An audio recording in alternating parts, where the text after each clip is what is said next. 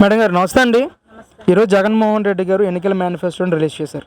ప్రధానంగా అందులో పొందుపరిచిన అంశం ఏంటంటే విశాఖపట్నాన్ని శాసన రాజధానిగా చేస్తాను, కర్నూలుని న్యాయ రాజధానిగా చేస్తాను, అమరావతిని శాసన రాజధానిగా చేస్తానని చెప్పి మాట్లాడారు. ఇప్పటికే ఈ రాజధాని విషయం కోర్టులో నడుస్తూ ఉన్న తరుణంలో ఎన్నికల మేనిఫెస్టోలో ఈ విధంగా పెట్టడాన్ని ఒక అమరావతి మహిళా రైతుగా ఏ విధంగా చూస్తారు?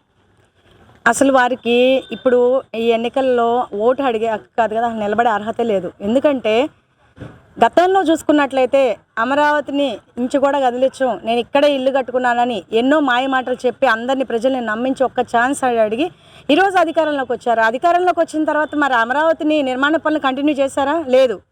చేయకపోగా మన రాష్ట్రానికి 3 రాజధానులు అని చెప్పేసి ఒక అనాలోచిత నిర్ణయం తీసుకొని ఈరోజు అధికారంలోకి వచ్చి నేనేదో చేస్తాను అని చెప్పి ఆయన అనుకోవడమే తప్ప ఇక్కడ ఏ రకమైనటువంటి అభివృద్ధిని చూపించలేదు.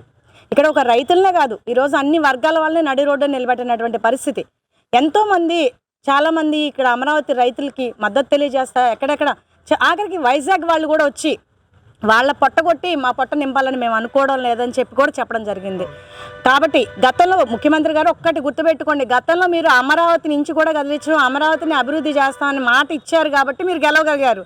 ఈరోజు మళ్ళీ ఇప్పుడు ఈ ఎన్నికల్లో మళ్ళీ ఏమని హామీ ఇస్తున్నారు? ఇక్కడే తెలుస్తుంది కదా మీరు మాట తప్పారు మడం తప్పారని.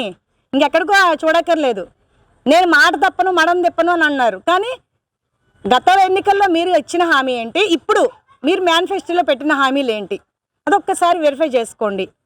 ఈరోజు కుటుంబ పరంగా ఒంటరివాడయ్యాడు, రాజకీయ పరంగా ఒంటరివాడైపోయాడు ఆయన. కాబట్టి తప్పనిసరిగా కూటమి అనేది గెలుస్తుంది.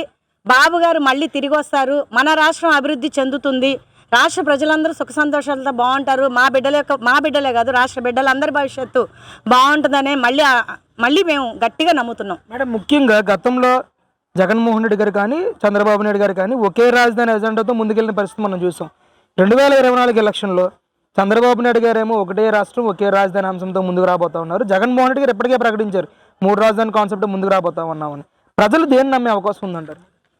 ప్రజలు తప్పనిసరిగా ఇప్పటికే రాష్ట్ర పరిస్థితి ఏంటనేది అర్థమవుతుంది. ఎందుకంటే ఈరోజు ప్రతిదీ కూడా మన చేతిలోనే చూసుకునేటటువంటి అవకాశం వచ్చింది. కాబట్టి సెల్ ఫోన్ల ద్వారా సోషల్ మీడియా వేదిక ద్వారా అందరూ కూడా రాష్ట్ర పరిస్థితిని గమనిస్తున్నారు.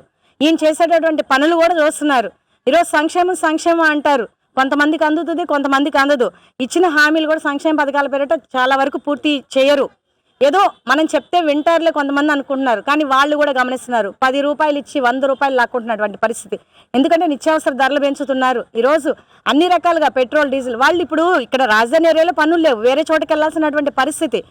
మరి వాళ్ళకు కూడా పెట్రోల్ డీజిల్ ధరలు పెంచేసి వాళ్ళని కూడా వెళ్ళనివ్వకుండా ఇట్లా అంటే మద్యపాన నిషేధం చేస్తానని చెప్పారు. మరి మద్యం కూడా వాళ్ళు కూడా పని చేసుకొచ్చి ఏదో అలసట పోవడానికి అని చెప్పి వాళ్ళు అలా ఆ పని చేస్తారు.